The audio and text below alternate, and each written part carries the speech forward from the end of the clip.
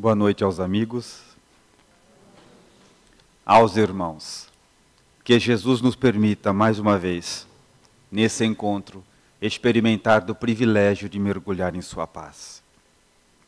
Iniciamos sempre agradecendo aos companheiros que conduzem esta casa, que administram, porque eu estou convencido de que a esperança de dias melhores encontra-se exclusivamente na divulgação da Boa Nova de Jesus. Encontrar pessoas que dedicam parte da própria vida a reunir outras para que possamos estabelecer reflexões acerca da vida maior, poder contribuir, nos dá um privilégio, uma felicidade.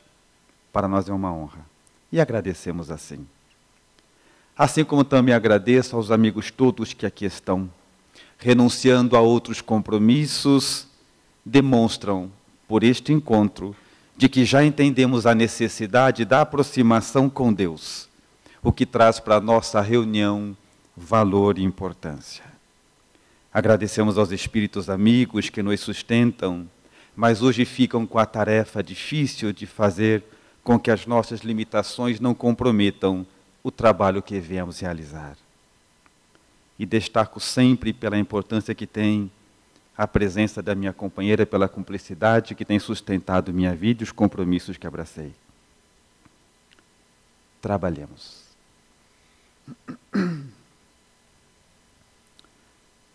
Simeão.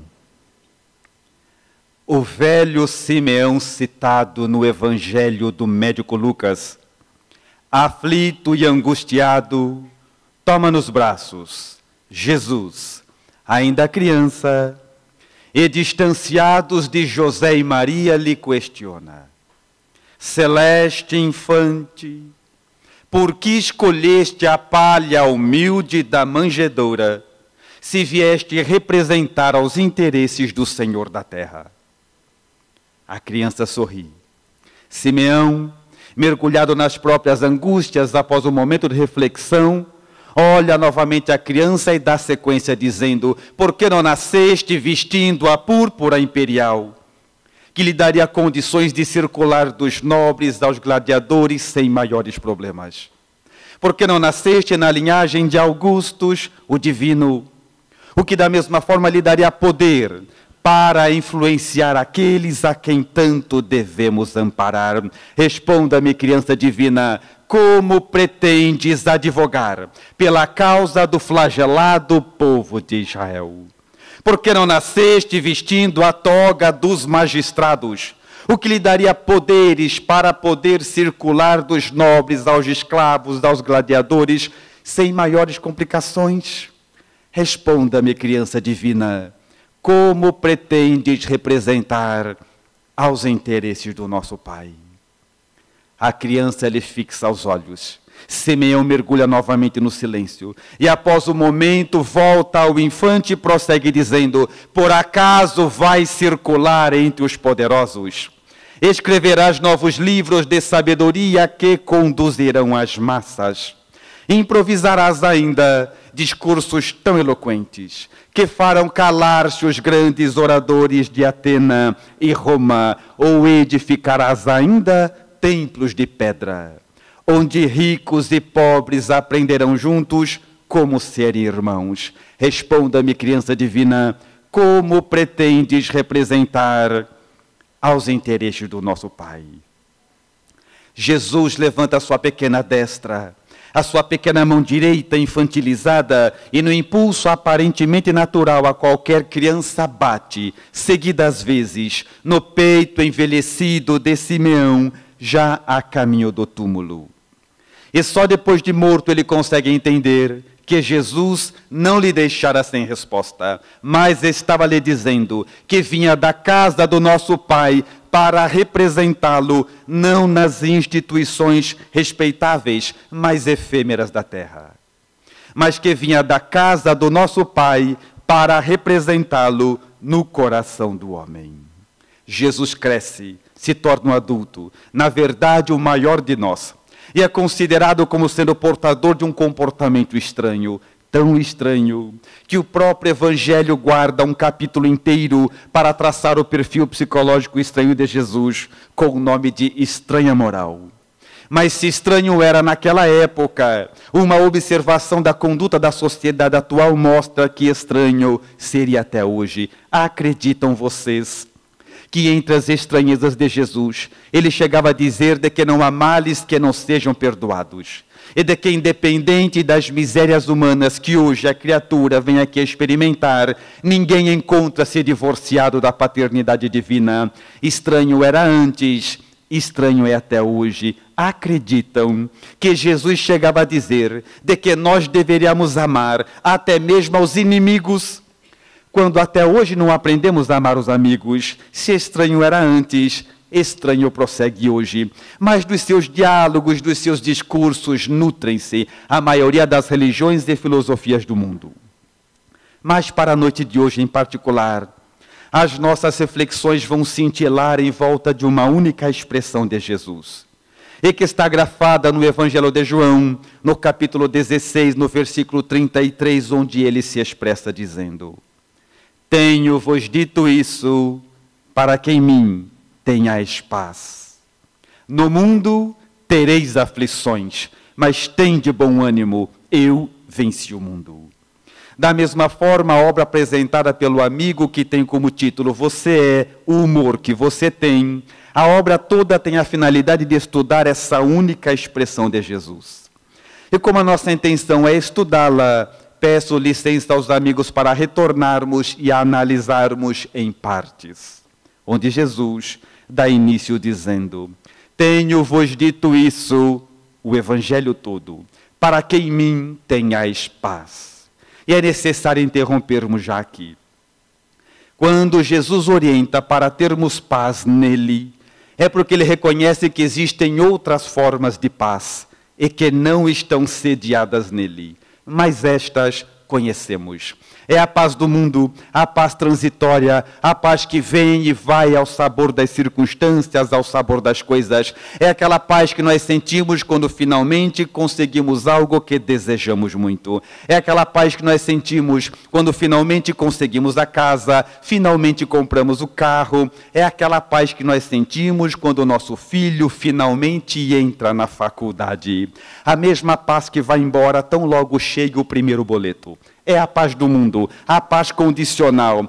Mas não é dessa que Jesus se reportava. É aquela paz que sente a jovem quando finalmente consegue casar-se, sem observar que ao seu lado caminham outras que aguardam a paz logo após o divórcio. É a paz condicional, e não é dessa que Jesus se reportava. Tenho-vos dito isso para que em mim tenhais paz. E a paz sediada em Jesus é a paz pela paz. A paz a troco de nada, ou apesar de tudo, como queiram, mas é a paz que a criatura humana sente pelo simples privilégio de existir, somente por estar aqui. E a maioria de nós desconhece essa paz. Queremos sempre trocar alguma coisa com Deus, barganhar com Ele. E não é dessa que Jesus dizia. E Ele dá sequência dizendo: tenho-vos dito isso para que em mim tenhais paz. No mundo tereis aflições. E é necessário interrompermos mais uma vez. Essa expressão data de mais de 2000 anos. No mundo tereis aflições. Mas perceberam os amigos que cada vez que uma aflição aparece na nossa vida, nós nos comportamos como se fôssemos pegos de surpresa? Percebeu já ou não? A gente fala, mas logo agora, mas justo agora, você está avisado faz 2000 anos. É que a gente nunca acha que o Evangelho é para a gente, é verdade ou não é? Indicamos para os outros, recomendamos para os outros, mas não entendemos que o Evangelho é Jesus que fala ainda hoje, particularmente a cada um de nós. Indicamos, recomendamos, mas não usamos. Nunca acha que o Evangelho é conosco. Tanto é que nas palestras, enquanto a palestra corre, a gente pensa, bem que o fulano de tal podia estar aqui. É para ele, nunca é para a gente. É igual quando alguém morre. Percebeu já ou não? Morre alguém, por exemplo, com 65 anos. Tem sempre alguém no velório para dizer, você viu? Fulano de tal morreu de repente. De repente nada, demorou 65 anos, porque depois que nasceu só falta morrer, não tem mais nada para acontecer. Quem morre com 30, demorou 30, quem morre com 15, demorou 15, porque nasceu, só falta morrer. E no mundo tereis aflições, nem se assusta com a próxima. E ele dá sequência dizendo, no mundo tereis aflições, mas tem de bom ânimo, eu venci o mundo. E quando Jesus adverte de que ele venceu o mundo, quer nos dizer de que nós venceremos também. Mas observe os amigos que para vencer o mundo, Jesus estabelece uma única condicional. Tem de bom ânimo. Porque foi assim, enfrentando as dores do mundo com ânimo elevado, enfrentando as angústias da vida com ânimo elevado, que eu, Jesus, venci o mundo de uma vez por todas, para que nunca mais exista a necessidade de experimentar as mesmas provas, as mesmas expiações, porque as venci de uma vez por todas. E eu fiquei fascinado pela expressão. E comecei a observar a importância que o humor tem na nossa vida prática, seja na nossa vida material, seja na nossa vida espiritual. É uma importância capital. E talvez seja isso que fez com que Madre Teresa, a gigante de Calcutá, cunhasse a expressão de que a menor distância entre dois homens é o humor. Quando temos humor, passamos com dignidade as provas, as dificuldades da vida. Quando nos falta humor, tudo piora. E sofremos muito mais do que deveríamos. E isso compromete toda a nossa vida, particularmente ou especialmente os nossos relacionamentos, que já não são fáceis. Quando falta humor, tudo piora. Porque viver com gente chata é muito chato. Vocês vivem com algum chato, sim ou não? Está presente na sala? Se tiver, olha para mim e disfarça, porque chato contrariado, eles ficam impossíveis.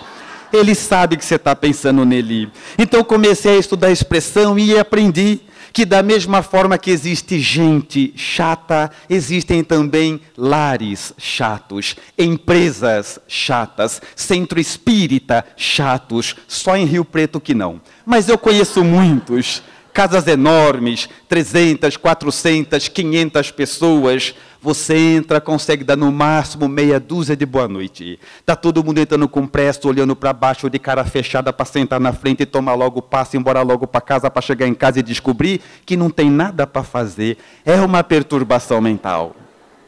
Tanto que na nossa casa estabelecemos uma diretriz. Qualquer pessoa que ali vá para um tratamento espiritual de qualquer natureza, além daquela lista que nós sempre recomendamos e os amigos conhecem bem, Evangelho no lar, leitura edificante, pensamentos nobres, agora incluímos sorria. Trate bem as pessoas. Ou acreditam os amigos que os espíritos vão se destacar de alturas incontáveis para vir depositar remédios doces em corações amargos? Claro que não, porque não resolve. E defendemos a nossa ideia pegando aquilo que nos oferece o próprio Emmanuel, quando diz de que ninguém vai elevar-se a pleno céu tendo alojado o inferno no coração. Todo o processo de cura se opera de dentro para fora. Primeiro nos harmonizamos com a vida. Entendemos que tudo que ocorre conosco assenta-se sempre numa causa nobre e para uma finalidade útil. E depois, confiantes em Jesus, vamos em direção àquilo que nos cabe realizar. Mas quando nos falta amor, tudo se compromete. No entanto, Allan Kardec ensina de que a doutrina espírita deve sempre respeitar aos imperativos da ciência, tanto que chega a dizer que se um dia a doutrina espírita e a ciência se bifurcarem na opinião de que caber-nos-ia retroceder e acatar o que diz a ciência, é a confiança na própria obra. E como não existe doutrina espírita segura sem comprometimento com Allan Kardec, eu também não gostaria que o meu trabalho ficasse limitado somente às instituições espíritas. Queria a contribuição da ciência convencional, da ciência comum, acerca dos males do humor. E comecei a minha pesquisa. E qual não foi a surpresa quando já de cara encontrei o CID, que é o Catálogo Internacional de Doenças. É um catálogo onde estão listadas todas as enfermidades conhecidas. Qual não foi a minha surpresa quando de cara encontrei o CID, que na sua 10ª revisão foi incluído como patologia mau humor, sob os nomes de distimia, bipolaridade, que a escassez de tempo não nos permite aprofundar. Mas o fato é, para a ciência médica, para a ciência convencional, mau humor é agora doença, patologia, passível de tratamento e medicação. Conclusão espírita. Se você anda sempre de cara fechada, está sempre emburrado, perdeu a capacidade de sorrir, não é gentil com as pessoas, não cumprimenta estranhos, é por causa disso chato e agora é também doente. E quem está dizendo não é a doutrina espírita, é a ciência convencional, e eu prossegui estudando. É a cata dos exemplos, eu cheguei a uma matéria notável, registrada na revista Super Interessante, na edição de novembro de 2011, onde ela traz o seguinte, de que se nós pudéssemos reunir na mesma situação geográfica, no mesmo local, todos os abatidos de ânimo, todos os desanimados, e criássemos ali a República dos Abatidos, esse país seria o 4º país mais populoso do planeta. Conclusão espírita. Se você está sempre de cara feia, sempre emburrado, perdeu a capacidade de sorrir, não é gentil com as pessoas, não cumprimenta estranhos, é por causa disso chato, é também doente, mas não está sozinho. Aonde se olhar, você vai achar outro chato. Nós somos muitos. Está entendendo? Porque onde você vai tem? Somos muitos. E eu segui o meu estudo. Caminhando à frente, passamos agora para a Organização Mundial de Saúde, OMS, que no seu site disponibiliza números caseiros, somente nossos, brasileiros, onde a Organização Mundial de Saúde diz que somente nós, brasileiros, no ano de 2012, nós consumimos 43 milhões. 43 milhões de caixas de estabilizadores de humor. Somente nós. É verdade que a medicina está no mundo a serviço da providência divina, mas nada vai substituir o contato que a criatura humana deve ter com Jesus e o Evangelho. Nenhum medicamento, nenhum remédio, nada poderá substituir a eficácia desse encontro que é inevitável. E assim começamos a perceber a importância que tem mantermos o ânimo elevado, porque não podemos perceber que Jesus encontre-se justamente no desestímulo, no desânimo, olhando para nós próprios. Temos que perceber se está valendo a pena estar aqui, porque de que vale a pena conhecer Jesus, o Evangelho, e caminhar lá fora tão abatidos e desestimulados quanto aqueles que não conhecem. Ser espírita para quê? Se não houver na nossa conduta, no nosso patrimônio moral, algo que nos diferencie daqueles que não vieram. E eu segui à frente e encontrei uma jovem ciência, médica ainda, que tem como título Psiconeuroimunologia. É uma jovem ciência que estuda a influência das emoções e dos sentimentos na saúde. Somente hoje, a nossa ciência defende essa ideia com bases irrecusáveis. A boa notícia para nós espíritas é que há exatos 61 anos, Francisco Cândido Xavier, por meio da sua pena mediúnica, oferecia ao mundo uma obra que tem como título Entre a Terra e o Céu, de onde subtraímos a seguinte contribuição: orgulho, inveja, tirania, egoísmo, preguiça e crueldade são vícios da mente, gerando perturbações e doenças no corpo físico. 60 anos antes da ciência chegar a esta conclusão, Chico Xavier, na sua obra, já nos apresentava a ideia de que aquele que possui no próprio patrimônio moral vaidade, orgulho, maledicência, prepotência, e somamos agora todas as variações dos males do humor, será por causa disso doente. E alguém poderia contestar dizendo: Roosevelt, deve ter algum erro aí. Porque eu estou sempre de cara feia, sempre emburrado. Mas eu não estou sempre doente. É ou não é, espírita? Será que não estamos sempre doentes? Ou a gente acostumou a brincar de sarar? Já viu isso não? A gente brincou acostumado de ficar bom, é igual gato e rato. Eu vou explicar mais ou menos assim, ó. Você tem uma dor na perna, toma comprimido para a perna, passa um sintoma, 2 dias depois dói o braço. Aí você toma um comprimido para o braço. Aí passa o sintoma, na outra semana dói as costas, a gente toma um comprimido para as costas. E a gente vai brincando de ficar bom. Quando, na verdade, nunca estivemos sãos. Poderíamos até ter a petulância de afirmar, mas quer dizer que enquanto o homem caminhar divorciado daquilo que propõe o Evangelho, ele será sempre doente? Sem Jesus, sempre doente. Entendendo doença na sua acepção mais ampliada. Doença física, doença mental, doença moral, mas sem Jesus, doentes. E já seria o suficiente para cada um começar a perceber a importância que o humor tem ao nosso estado de ânimo, na nossa vida prática, na nossa vida espiritual, como um todo. Mas da mesma forma, eu, como sou um bom médium, sei o que vocês estão pensando. Vocês estão pensando assim, você fala para ter ânimo elevado, bom humor, que você não conhece a minha vida. Se você soubesse a vida que eu tenho, você não ia falar isso. Se você conhecesse como é que eu sofro, os problemas que eu tenho, você não falava uma coisa dessa. Você acha que é fácil, em mundo de expiações, provas, obstáculos, dores, ter ânimo elevado? Você acha que é fácil? Não acho. Na verdade, nada que pode tirar a sua vida da situação em que se encontra, depositando numa outra desejada, nunca é fácil. Sempre é possível, mas nunca é fácil. Porque toda facilidade é filha da ilusão, mas é sempre possível. E a pergunta sequencial seria, prova? E eu provo, porque só digo aquilo que a doutrina espírita me permite provar. Pela observação da vida daqueles que já conseguiram aquilo que nós apenas agora estudamos, porque Rio Preto é uma cidade digital. Todo mundo tem internet em casa. Então, acabando a palestra, chega na sua casa, vai no computador e escreve assim lá, Francisco Cândido Xavier. E aparecerão rios de áudios, vídeos em preto e branco, onde esse homem falava de doutrina espírita, não hoje, que está na moda falar de doutrina espírita. Não.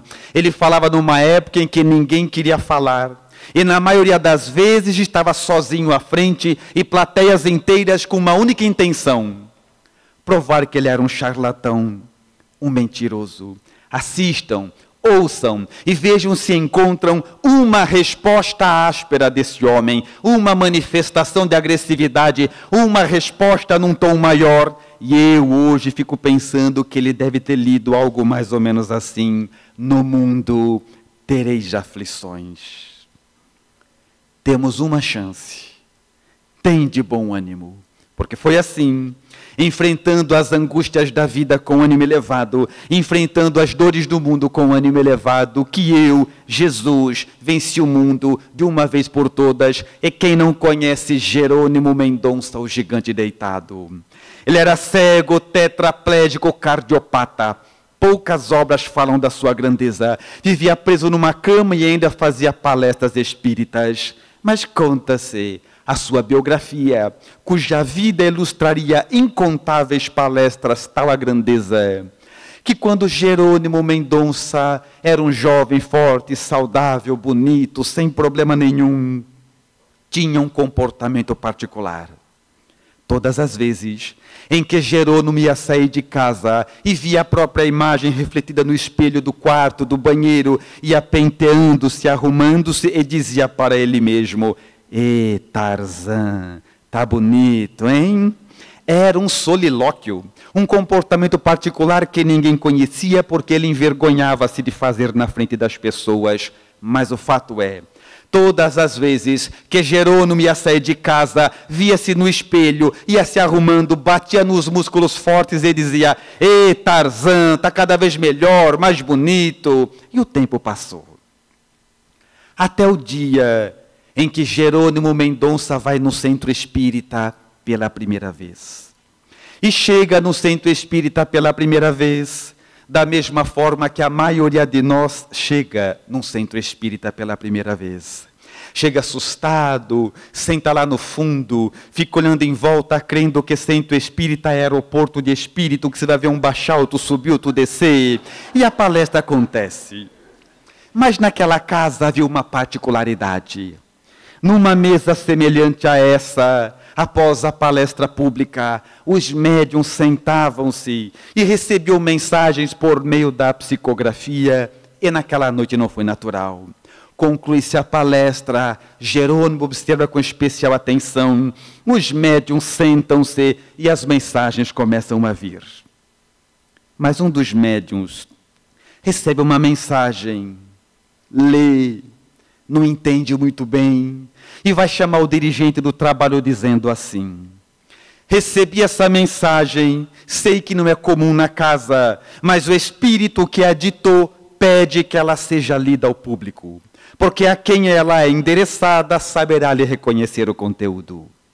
O dirigente do trabalho leu, também não entendeu, mas até hoje a gente é assim, é ou não é? Se o espírito mandou ler, lê. Ele pegou a mensagem e foi: meus irmãos, recebemos agora no nosso trabalho de psicografia uma mensagem.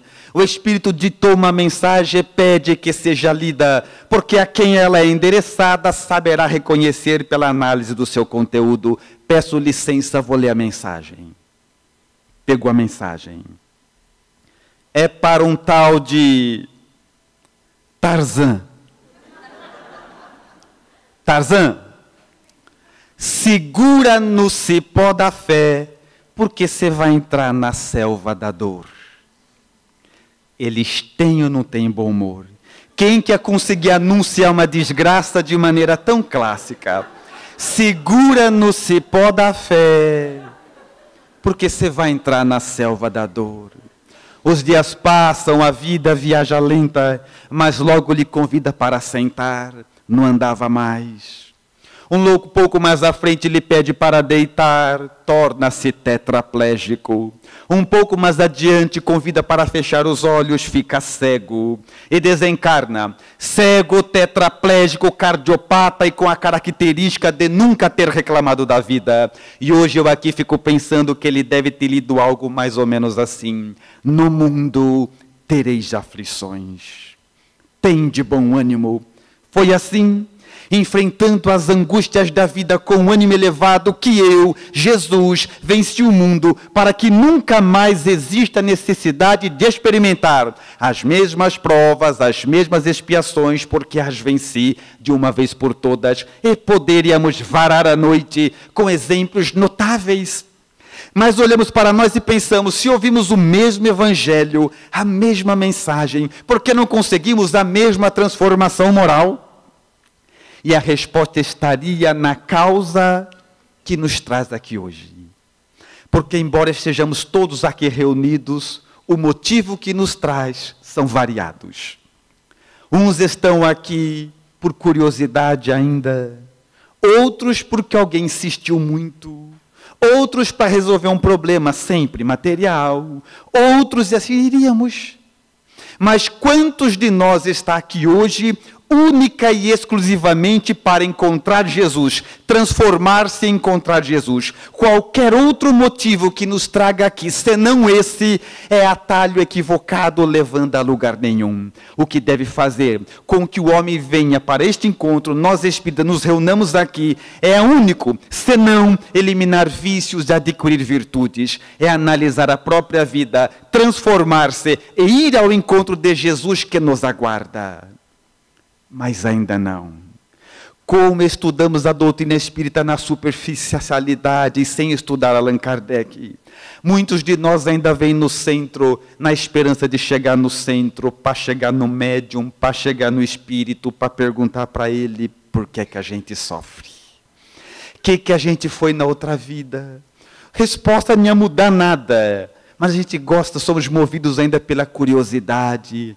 Então os espíritos veem, percebem que nós não entendemos nada de doutrina espírita e respondem mais ou menos assim: paciência, irmão. e dá tristeza na gente, né? Vocês lê romance? Sim ou não? Lê? Não mente que eu conheço quem lê romance pelo rosto. Os romances têm muita história igual. O indivíduo, quando consegue chegar em frente ao espírito, conta toda a desgraça dele e conta sempre a desgraça bem longa, esperando uma resposta proporcional ao tamanho da desgraça. E o espírito responde: paciência, irmão. E dá tristeza na gente. A gente capricha tanto para contar desgraça, eles respondem assim, até a falta de respeito com o problema nosso, né? E quando a gente vai contar desgraça, a gente capricha muito, porque a gente é muito bom de contar desgraça. Já viu isso ou não? E a gente é bom de contar desgraça, sabe por quê? Porque a gente fica bom em tudo aquilo que a gente treina. E contar desgraça, a gente treina o dia inteiro, então a gente é muito bom. Se alguém tem dúvida, sai na porta, o primeiro que passar, você pergunta, como vai? Ele responde mais ou menos e agora vai explicar. Você nem quer saber, mas você perguntou agora, ele vai explicar.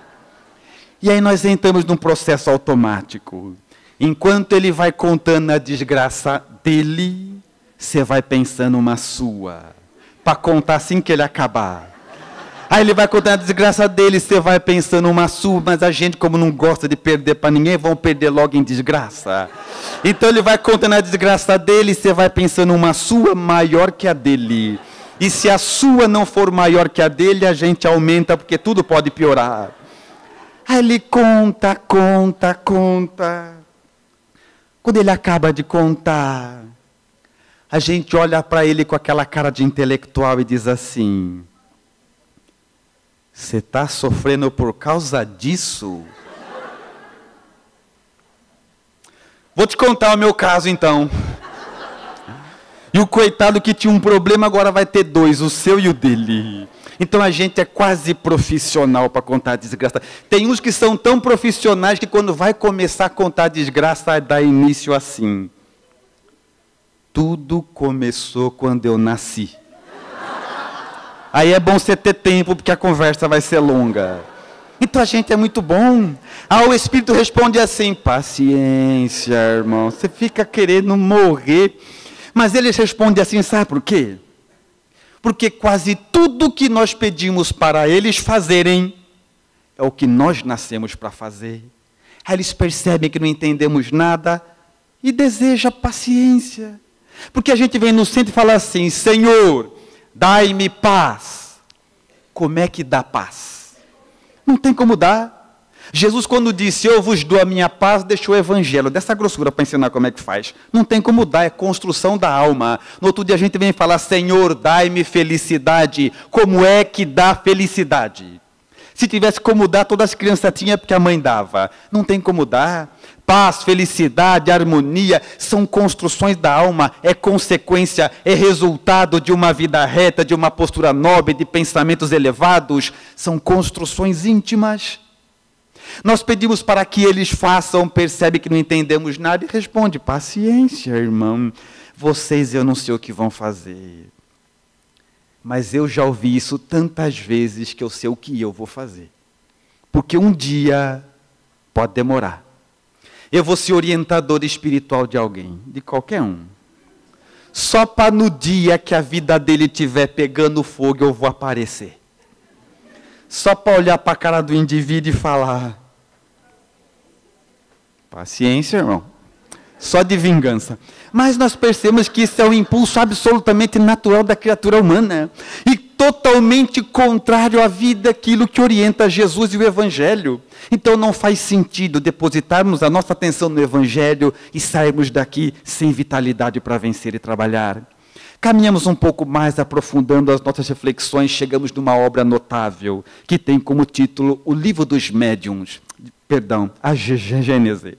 E na Gênese, Allan Kardec, no capítulo Criações Fluídicas, no item 13º, ensina acerca da atmosfera dos seres, dizendo de que da mesma forma que o nosso planeta tem uma atmosfera que o envolve, cada um de nós possui uma atmosfera fluídica. E por meio dela, atraímos seres e circunstâncias. Quando alguém diz, por que tal coisa só acontece comigo? A acepção adequada da pergunta seria, o que em mim atrai esse tipo de experiência que eu não desejo mais? Quais dos meus pensamentos, quais dos meus comportamentos atraem para mim esse tipo de experiência que eu não desejo mais? Assim o homem é herdeiro desse mesmo e epicentro de tudo que lhe acontece. A pergunta sequencial seria, mas Roosevelt, eu tenho que mudar minha atmosfera fluídica, porque é ela que atrai tudo à minha volta, eu tenho que mudar? Isso eu já não sei. Porque a nossa atmosfera fluídica é resultado do nosso mundo íntimo, daquilo que cultivamos por dentro, então tem que ser uma análise individual, particular. Mas se os amigos insistirem, eu posso ajudar a fazer uma reflexão. Já que insistiram, eu vou ajudar a fazer uma reflexão. Na prática, seria mais ou menos assim. Suponhamos que nós vamos fazer uma oração pedindo a presença de seres espirituais de grandeza relativa que nos atendem.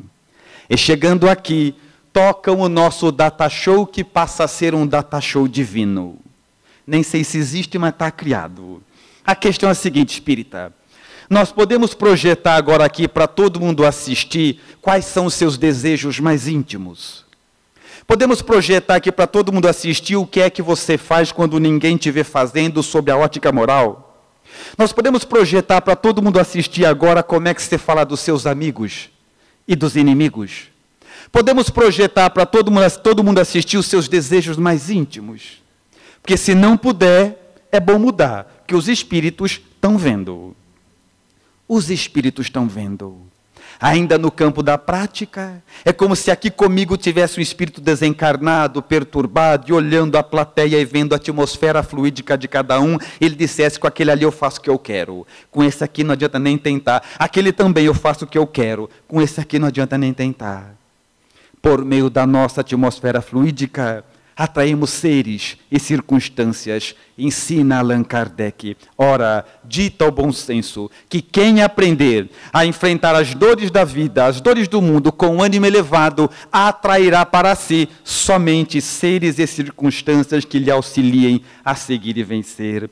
Mas nós caminhamos à frente, depositando agora no Livro dos Médiuns uma obra notável, onde no capítulo da obsessão, à altura do item 250, Allan Kardec ensina acerca dos padrões básicos para qualquer tipo de obsessão.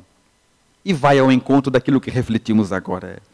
Allan Kardec ensina que para qualquer tipo de obsessão, qualquer grau, qualquer profundidade, qualquer história, tanto faz, um elemento é básico. A necessidade da sintonia fluídica, sintonia mental entre perturbador e perturbado. Sem sintonia, sem obsessão. Para que a obsessão se estabeleça, é necessário que perturbador e perturbado comunguem do mesmo nível mental. Senão você tem o obsessor, mas não fica obsediado. A sintonia é necessária. Ora, novamente, apelando ao bom senso, aquele que aprender, seguindo as orientações de Jesus, enfrentar as próprias dores com ânimo elevado, se livra das obsessões, porque por maior que sejam as dores, ele não fornece campo para os quadros obsessivos, não oferece sintonia. Então você tem o obsessor, mas não tem a obsessão. E ter o obsessor não é problema nenhum. Estar obsediado, uma catástrofe. Na verdade, ter obsessor é até bom. Assim você vem no centro, seu obsessor também vem. Ouve aquilo que você ouve, presta mais atenção que você, passa na sua frente e você que fica obsessor dele, bobeia para ver, espírita. Sem contar que a gente gosta de falar de obsessor, é ou não é? A gente gosta, mas eu conheço gente tão chata, mas tão chata, que os obsessores estão levando a pessoa para o centro para ver se fica livre deles, porque não é fácil aguentar. E a gente gosta desse assunto, sabe por quê? Porque quando a gente estava na outra religião, a gente tinha o diabo, é ou não é? Viemos para a doutrina espírita, perdemos o diabo, pegamos o obsessor. Porque se errar é humano, botar culpa nos outros nem se fale. Então a gente gosta de falar de obsessão, Porque a gente acredita, porque estuda pouco e sem Kardec, que tudo que acontece conosco é culpa do obsessor. E não é. Não é. Por duas vertentes basilares. Primeiro, porque a gente sabe fazer mal para a gente sozinho, sem ninguém ajudar. Pelo que falamos, pelo que pensamos, pelo que fazemos, a gente sabe fazer mal para a gente sozinho. E segundo, porque vários constrangimentos que eu e você passamos no nosso dia a dia, sabe quem põe no nosso caminho, espírita? Não são os maus, são os bons. Não são os bandidos, são os mocinhos. E aprendemos isso no final do capítulo dos Espíritos, em O Livro dos Espíritos, onde lemos que entre as atribuições deles está de provar aquilo que nós aprendemos dentro do Evangelho, medir o nosso crescimento espiritual, moral, porque aprender na casa espírita significa praticar lá fora. Então nos testam, nos provam ou permitem testar de maneira prática e sobre as assinaturas do acaso. Vou dar um exemplo para ficar mais fácil. Chega num lugar qualquer espírita, padaria, quitanda, qualquer lugar, o próprio centro espírita chega no centro, mas chega cedo. O centro está vazio. Você começa a andar pelo centro, vê um cartaz daqui, vê um livro, aquele negócio, começa a andar, está com o tempo sobrando. Quando de repente lá no fundo você vê alguém que chegou, que pela cara não é sempre que vem no centro. Aí você está com o tempo sobrando mesmo, resolve ir lá fazer sua propaganda. Chega para a criatura e começa assim, você devia vir mais para o centro. Eu venho no centro há muito tempo, sabe? Meu avô tinha centro, meu pai tinha centro espírita muda a vida da gente, sabe? Antes de eu vir no centro, era que nem você, perturbado de tudo. Depois de vir no centro, conhecer Jesus, o Evangelho, hoje eu tenho uma paciência que antes eu não tinha. Hoje eu tenho uma paciência que só o estudo do Evangelho pode dar.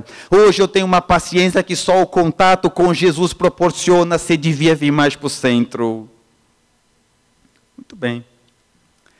Teu amigo espiritual escuta você falando isso e diz assim, ah é? Vamos ver então. Aí você vem no centro, ouve a palestra, uma hora a palestra acaba, não há mal que sempre dure. Quando você vai para o seu carro pegar para ir embora para casa, tem 2 pneus furados. Você fala, pelo amor de Deus, mas logo o meu carro, com o filho esperando em casa, esse frio que tá, esse monte de carro fura logo o meu. Aí você dá aquele show. E teu amigo espiritual, coitado, desanimado, ele olha e fala assim, acho que ainda não. Acho que ainda não. Aí ele dá um tempo. Vai passando o tempo, você vai vindo no centro, ouvindo palestra, tomando passe, é de graça mesmo, vai passando o tempo. Até um dia que você está andando pelas ruas de Rio Preto, pelo comércio de Rio Preto, olha para a cara de alguém e fala assim, se devia ir para o centro. Eu vou no centro há muito tempo, sabe? Meu avô tinha centro, meu pai tem centro espírita muda a vida da gente, sabe? Antes de ir no centro, eu não tinha noção na minha vida, estava totalmente perdido, mas indo no centro espírita, conheci Jesus, o Evangelho. Hoje eu tenho um autocontrole que antes eu não tinha. Hoje eu tenho um controle pessoal que somente o contato com o Evangelho e Jesus pode proporcionar. Hoje eu tenho um autocontrole que só a frequência no centro pode dar, você deveria ir mais para o centro. Muito bem. Teu amigo espiritual escuta você falando isso e fala assim, ah é?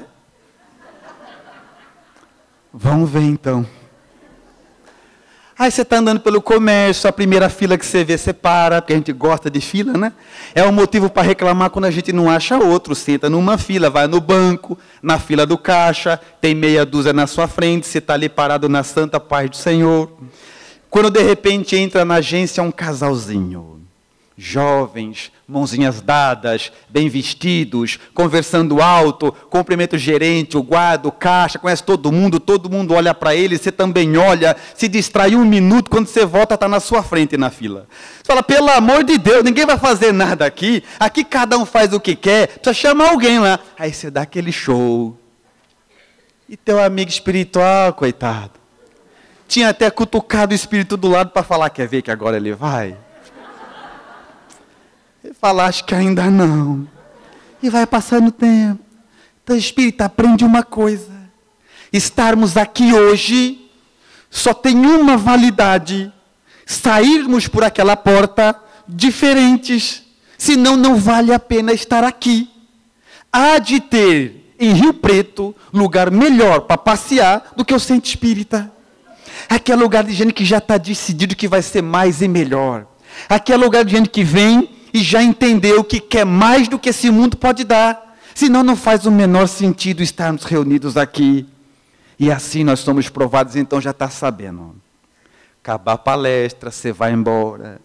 O primeiro constrangimento que acontecer, quando vier aquele calor que você vai explodir, você para e lembra, tem gente vendo. Aí você disfarça. Finge que não ia xingar, que não ia empurrar, disfarça, né? Porque eles apostam em nós, por isso estão aqui conosco. Mas aí, a essa altura, a obra já estava quase concluída. Mas é fundamental perguntarmos assim, muito bem, Roosevelt, como eu dou os primeiros passos, somente os primeiros passos, para construir em mim a capacidade de enfrentar as dores do mundo com um ânimo elevado? E eu novamente destacaria duas vertentes. A primeira é a velha fórmula. Aplicar lá fora o que aprendemos aqui dentro. Porque esta casa está aqui por tua causa, colocada exatamente aqui, amando de Jesus, por causa de nós. Porque o tempo vai varrer tudo que é material. Só a única coisa que justifica o encontro de hoje é o teu coração. Então não faz sentido frequentar a casa espírita, conhecer Jesus, conhecer o Evangelho e sair daqui igual aos que não vieram. O que almejamos é um dia estarmos andando pelas ruas de Rio Preto, alguém olhar para a nossa cara e falar assim, você é espírita? Você fala, sou, como é que você sabe? Pela conduta. O que almejamos é que um dia a nossa conduta diga quem nós somos. Porque o que somos não falamos. É a primeira vertente. É a grande luta que devemos empenhar. E a segunda, como passo básico, é o vocabulário. Vocabulário. Eu conheço espíritas de muito tempo, quando não dirigentes, trabalhadores, que têm vocabulário de gente medíocre. Já viu isso ou não? Seja na forma escrita, seja agora nas redes sociais. Você abre o Facebook do espírita, aí você lê, aí você fecha. Aí você pensa, será que era ele mesmo? Aí você lê de novo, abre, lê de novo, fala, e não é que é ele? Não faz sentido, espírita. Conhecer Jesus e o Evangelho deve necessariamente causar, em todas as vertentes da nossa vida, transformação. Temos que ter vocabulário de gente que já conheceu Jesus e o Evangelho. Ou ter o bom senso de procurar casa espírita e começar a estudar tudo de novo. Porque perdemos alguma coisa. Porque vocabulário medíocre nos liga a espíritos medíocres. Não dá para falar ainda hoje, conhecendo Jesus, usar palavrões, palavras ásperas, palavras que diminuem nós, as pessoas, o próximo, não faz sentido. Allan Kardec ensina, Livro dos Médiuns, capítulo 2, Sistemas, item 10º, reconhece-se a superioridade ou a inferioridade dos espíritos pela linguagem que usam. E dá sequência dizendo, os bons só falam do bem, e tudo que dizem tem as marcas da elevação, os maus enganam. E tudo que dizem tem as marcas da ignorância e da inferioridade. Os espíritos devem ser classificados pela linguagem que usam. Ensina o codificador da doutrina espírita. E quando chegamos a esse ponto, a obra já estava pronta. Faltava somente alguma coisa que eu não sabia exatamente o que era. Mas deixei a obra quieta, fui escrever outras coisas, aguardando que a inspiração viesse. Até o dia que fui fazer palestra na praia, no litoral. E tive a oportunidade de presenciar uma cena de beleza arrebatadora. Eu estava sentado naqueles bancos que ladeiam o mar. Ao meu lado, uma rampa que dava acesso à areia e ao mar propriamente ditos. Por aquela rampa desceu um casal. Irmãos, eu acho. Ela, uma jovem, de aproximadamente 17 anos. Ele, um garoto, de mais ou menos 12. E com visíveis limitações físicas. Visíveis. Desceram a rampa levando um par de raquetes e uma bolinha de jogar na areia. Posicionaram-se à minha frente, a irmã disse ao garoto, você quer jogar mesmo? Ele disse, quero. E ela jogou. Da maneira mais fácil possível para que ele acertasse. E ele errou. Ela saiu correndo, foi lá longe, pegou a bolinha, voltou correndo, tomou a mesma posição e disse, quer jogar de novo? Ele disse, quero. Ela jogou. E ele errou. Ela saiu correndo, foi lá longe, pegou a bolinha, voltou correndo no mesmo lugar, preparou-se e disse, você quer continuar? Ele disse, quero. Ela jogou. E ele errou. Ela saiu correndo, foi lá longe, pegou a bolinha, voltou correndo, tomou a mesma posição, preparou-se e disse, você quer continuar? Ele disse, quero. Ela jogou. E ele errou. Ela saiu correndo e eu assisti isso por quase 1 hora. Sei que nenhuma vez eu tivesse visto na expressão da jovem a figura da aspereza. Sei que nenhuma vez ela tivesse falado com o garoto num tom maior. Sei que nenhuma vez ela tivesse falado com o menino na presença da agressividade. Aí eu pensei, agora a obra está concluída. Porque se alguém pretende, seguindo as orientações de Jesus, enfrentar as dores e as angústias da própria vida com um ânimo elevado, tendo um esforço menor do que esse, é bom nem tentar. Nem tenta, espírita. Se alguém pretende seguir a Jesus, tendo uma dedicação, um esforço, um empenho menor do que esse, é bom nem tentar. Porque eu não sei vocês. Mas no meu caso, conhecendo a lista das minhas imperfeições, que acreditem é extensa, eu estou convencido de que eu só apenas estou aqui hoje, exatamente agora, falando com vocês, porque lá em cima alguém não desistiu de mim. E todos os dias pela manhã, quando eu acordo, sabe o que acontece? Alguém me joga uma bolinha. E eu sou forçado a reconhecer que a maioria delas eu ainda erro. Mas no outro dia, pela manhã, alguém me joga uma bolinha de novo. E eu não acredito que com a vida de vocês seja muito diferente disso. Porque ontem, nós estávamos nas cavernas. E hoje aqui, falando de Jesus e o Evangelho, certamente alguém não desistiu de você. E a nossa parte, em gratidão, em retribuição, em manifestação a Jesus de confiança nele, é a velha fórmula. Aplicar lá fora o que aprendemos aqui dentro. Porque se nós queremos dar a Jesus uma manifestação de gratidão, dar a Jesus uma manifestação de confiança nele, não existe nenhuma maior do que enfrentarmos as nossas dores, as nossas angústias com um ânimo elevado. Nada é superior. Passar um mundo de expiações, provas, obstáculos e dores, cultivando a alegria de viver. Nada é maior a isso. É assim que falamos a Jesus, que estamos convencidos, conscientes, de Ele não permitiria que sofrêssemos uma vírgula à toa, sem que esse sofrimento não fosse útil ao nosso adiantamento espiritual, porque o corpo morrerá. Então concluímos com o Meimei, numa página notável que canta alegria de maneira especial, dizendo que a alegria é o cântico das horas, com que Deus te afaga a passagem pela terra.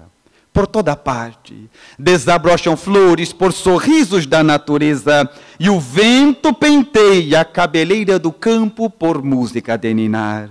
A água da fonte é carinho liquefeito no coração da terra, e o próprio grão de areia, inundado pelo sol, é mensagem de alegria a falar-te do chão. Não permitas assim que a tua dificuldade se faça tristeza entorpecente nos outros, mesmo que tudo pareça conspirar contra a felicidade que esperas. Eleva, pois, o seu olhar à face risonha da vida, que existe em toda parte, e alimenta a alegria por onde passes.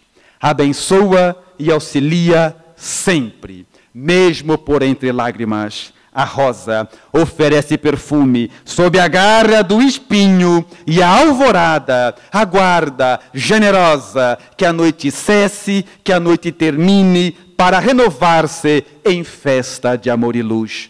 Pela atenção com que me ouviram, muito obrigado, senhores.